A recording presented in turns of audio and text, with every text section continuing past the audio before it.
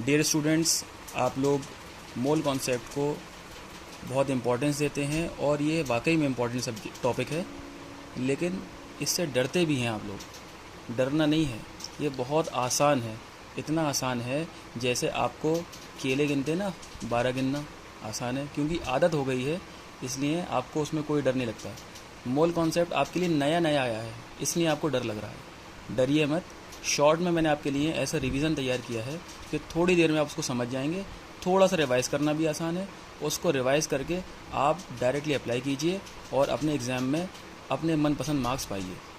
इसलिए mole concept को मैं आसान तरीके से आपको समझाना चाहता हूँ। जैसे कि आपने देखा 1 डज़न को 12 कहते हैं और 1 सेंचुरी को 100 कहते हैं, एक स्कोर को 20 कहते हैं। इसी तरह से 1 मोल को एवोगैड्रो नंबर 6.022 इंटू 10⁻23 पार्टिकल्स कहते हैं। ये एक वैल्यू है, बस इसको इस वैल्यू से डरने की ज़रूरत नहीं है। ये वैल्यू सिर्फ याद रखने की ज़रूरत है। 6.022 इंटू 10⁻23 ऑफ एनी पार्टिकल। जैसे कि 1 मोल ऑफ ऑक्सीजन हम कहें तो 1 मोल ऑफ ऑक्सीजन का मतलब है 6.022 इंटू 10⁻23 एटम्स ऑफ ऑक्सीजन। जिसकी भी बात होगी 1 मोल का मतलब उतने उसके पार्टिकल्स हो जाएंगे। अब बात हो रही है 1 मोल ऑफ ऑक्सीजन मॉलिक्यूल, तो 6.022 इंटू 10⁻23 मॉलिक्यूल्स ऑफ ऑक्सीजन। समझ में आ रहा? अब बात हो रही है 1 मोल ऑफ H2O यानी पानी का 1 मोल। इसका मतलब ये हुआ 6.022 इंटू 10⁻23 मॉलिक्यूल्स ऑफ H2O। यानी हर जगह वही नंबर, 1 मोल वही नंबर, 1 मोल वही नंबर, 1 मोल वही नंबर रिपीट हो रहा है। तो हम इससे क्या मतलब निकालते हैं कि ये क्वांटिटी है और इस क्वांटिटी से हमें एक नई चीज़ ये सीखने को मिलती है कि इस क्वांटिटी से हम किसी भी तरह से इसमें जो वैल्यू है इस नंबर को हम ये डिफाइन करवा पाएंगे कि इस वैल्यू से मास कैसे बनाया जाता है। उस मास को हमें ग्राम्स में लिख देना है। जैसे कि कोई एटम दे रखा है आपको नाइट्रोजन के एटम का मास, एटॉमिक मास 14 होता है। तो 1 मोल नाइट्रोजन का मतलब होगा 1 mole of nitrogen means 1 mole of nitrogen means 14 gram of nitrogen atom. ये बात यहाँ सीखने को मिली। 1 मोल में इतने पार्टिकल्स और इस पार्टिकल का मास उसके एटॉमिक मास की वैल्यू को लेकर हमें बस उसके आगे ग्राम लगाना है, उसका इतना मास होगा हमें। यानी कि 1 मोल को मास में चेंज अगर करना है तो तरीका हमारे पास है कि हम ये जान लें कि 1 मोल में इतने सारे पार्टिकल्स और उन पार्टिकल का मास उस एटॉमिक मास को किस में लिखना है? ग्राम में। ये बस इतनी सी बात है। किस में लिखना है? एटॉमिक मास को ग्राम में। ये सारी मैकेनिक्स है। एटॉमिक मास को किस में लिखना है? ग्राम में। तो ये आपको इसका रिवीजन समझ में आया कि एक एटम मतलब उसका मास लिखा जाएगा 1 AMU विद यूनिट U। और अगर 1 मोल की हम बात करें उस 1 मोल के अंदर कि वही एटॉमिक मास की वैल्यू लिखी जाएगी, न्यूमेरिकल वैल्यू ली जाएगी और वो न्यूमेरिकल वैल्यू को हम कहेंगे विद यूनिट ग्राम। जैसे कि आपने सपोज करिए आपने माना ऑक्सीजन को 1 mole of oxygen, 1 mole of oxygen. इसका मतलब हो गया ऑक्सीजन का एटॉमिक मास क्या होता है? 16। तो ऑक्सीजन का 1 मोल का मास हो गया 16 ग्राम। 1 मोल ऑफ ऑक्सीजन का मतलब क्या हो गया? 16 ग्राम। नहीं समझ में आ रहा है ये बात? जैसे कि अगर हम और देख लें, आप एग्जाम्पल और ले लो।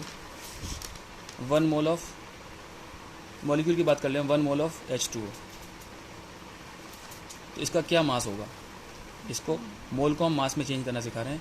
1 मोल ऑफ H2O का मतलब होगा ऑक्सीजन का मास 16 और हाइड्रोजन का मास 1 का डबल 2 + 16 18 हो गया। इस न्यूमेरिकल वैल्यू के साथ आगे बस ग्राम लगाना है, हो गया पूरे का मास। इतनी कहानी है बस। ये वैल्यू याद रखनी है। ये है इसे क्या कहते हैं? इसे एवोगैड्रो नंबर कहते हैं। इसे कहते हैं एवोगैड्रो नंबर कहते हैं। या एवोगैड्रो कांस्टेंट कहते हैं। क्या कहते हैं? Avogadro constant. ये बात याद रखनी है, आप स्क्रीनशॉट आराम से लीजिएगा। ये बात याद रखिए, ये वाली बात याद रखिए। और उसके बाद इससे जो फॉर्मूले बन सकते हैं वो मैं आपको समझा देता हूँ कि इससे 2 फॉर्मूले हमें मिलते हैं। एक मास बेस्ड फॉर्मूला है, एक नंबर बेस्ड फॉर्मूला है। किसके लिए? नंबर ऑफ मोल्स निकालने के लिए। क्वेश्चन में पूछा जाएगा कि मोल्स कितने हैं।